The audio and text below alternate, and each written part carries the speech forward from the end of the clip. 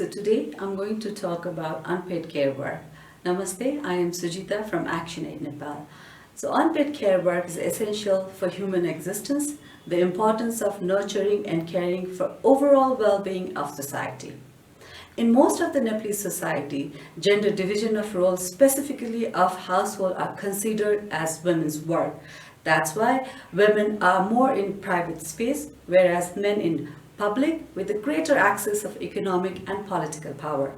ActionAid Nepal firmly took position that care work burden of women need to be recognized, reduced and redistributed so that they can have access to economic alternatives and also to have little time for self-care.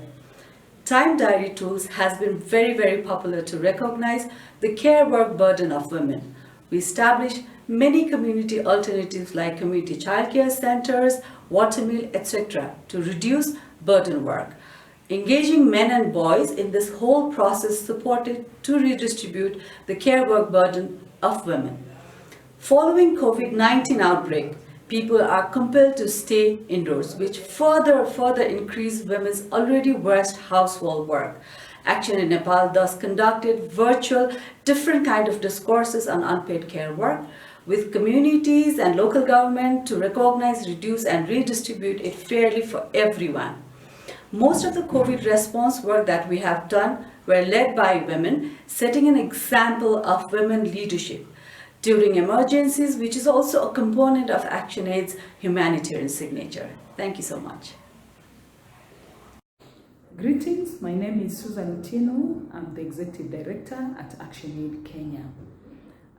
Kenya, like any other country in the world, was affected by the COVID-19 pandemic, and more so the communities that we work with, and specifically women and girls, were more affected than any other person in this country. We have seen the government announce lockdown and stay at home instructions, and this meant that schools were to be closed, markets were to be closed, and students were to stay at home, girls were to stay at home, women were to stay at home in an environment that in most cases and in many countries in Africa where we are still under patriarchal dominance, we find that the women experienced a lot of violence, and more so the girls who have experienced gender-based violence because they are locked into homes and houses with people or perpetrators of violence. The violence at home also increased because many parents lost their jobs, and especially those who are working at informal sector, and therefore they had to stay at home. And as demands increased, this also brought pressure into homes and leading to violence. And so for an organization like ActionAid, we have tried as much as possible to ensure that families can still access basic needs, which is food, shelter, water, but more needs to be done. Hello, my name is Namrod Fikre. I'm the head of program in ActionAid Ethiopia.